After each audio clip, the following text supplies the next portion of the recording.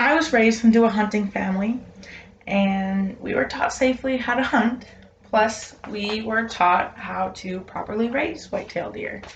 From even before the time I was born, we had a whole herd of white-tailed deer right in our backyard. This definitely came with some advantages. We had lots of people drive by in complete awe of some of the bucks we had. And I don't know many other people who can say that they were raised on a deer farm.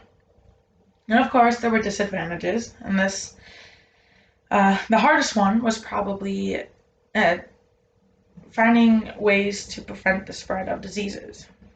Um, in the 15 plus years that we have raised deer, uh, we watched the spread of many different diseases, chronic waste disease being one. Now you may ask me, why does this matter to me? I don't even raise deer, but it does matter that you know what is going on around you, and sorry, it matters that you understand what chronic waste disease is when presented to you. It also helps that you know what scientists and wildlife agencies are doing to help prevent this disease and what you can do as an individual to help prevent the spread of this disease. Now, throughout my speech, I will be referencing chronic waste disease as CWD just to kind of shorten it up. The first thing you need to know in order to completely understand chronic waste disease is where it's been tested and what it is. So I have a picture here, right here on the left, I guess. It shows a picture of Wisconsin and Illinois. This was a part of a recording testing started from the year of 1999 all the way up to 2020. This is a representation of CWD positive locations for the year of 2019. This website has continuously been updating from Wisconsin Department of Natural Resources. They want to continuously upload so that they are giving out real data and accurate data so people can rely on this.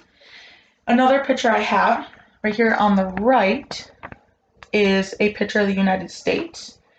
This was uploaded by or reported by the UW Department of Health and Human Services in January of 2020. This is showing 299 counties and 24 states that have been reported with CWD. This just shows that Wisconsin is just one of the few states that have been affected. So what exactly is CWD? This is a fatal brain disease that can affect white-tailed deer, mule deer, elk, caribou, moose. It's kind of similar to mad cow disease, but it's a little bit different. This disease has 100% mortality rate in deer, and this is mainly because the symptoms don't show until later in their life, and by that time, there's nothing we can really do to help. Some symptoms of CWD include, show this, I'll read them too though, include teeth grinding, a notable weakness, drooping of the head and ears, excessive thirst, there's loss of coordination, inability to stand. There's so many different other symptoms. Some also include not being afraid of humans. So scientists and wildlife agencies are doing lots of testing to not only keep numbers of these animals with CWD, but also to find ways to help these animals. Scientists are taking brain and other tissues, usually lymph node tissues, and they use a technique called immunohistochemistry. I have a picture of that too. There's a before and after of what they would do. So this is a picture of a lymph node and what they did before and after. So before and after. And they will take these tissues and they will add a dye to identify the disease. Right now, there's not a complete cure to this disease considering it affects the animals differently. What I mean by that is elk can be affected in the brain, while white-tailed deer could be affected in the lymph nodes, so they gotta do lots of different testing. While it may seem like there's nothing much we can do, there are small things that we can do to help prevent the spread of CWD. If you do hunt, although your county may allow you to bait, it's probably not a good idea. In order to put it into a perspective that you can understand, it'd be like us walking into a bar or a restaurant, and they usually have some bowls of peanuts or popcorn sitting out, and you take a handful, but the next person next to you sneezes all over it. You're not gonna want to take a whole nother handful of that. Another way to prevent the spread of this disease is to be very sanitary when you're working with your utensils and when you're working with that animal. You don't want to use the same utensil that you did on this one animal that you did on the next. It also helps that any of the remains you discard of somewhere where other animals cannot access it. The last and probably most important way that you can help is to get your animal tested by wildlife agencies. I know when we raised our deer, we got them tested every year. I interviewed my dad, and he was the one who started our deer farm.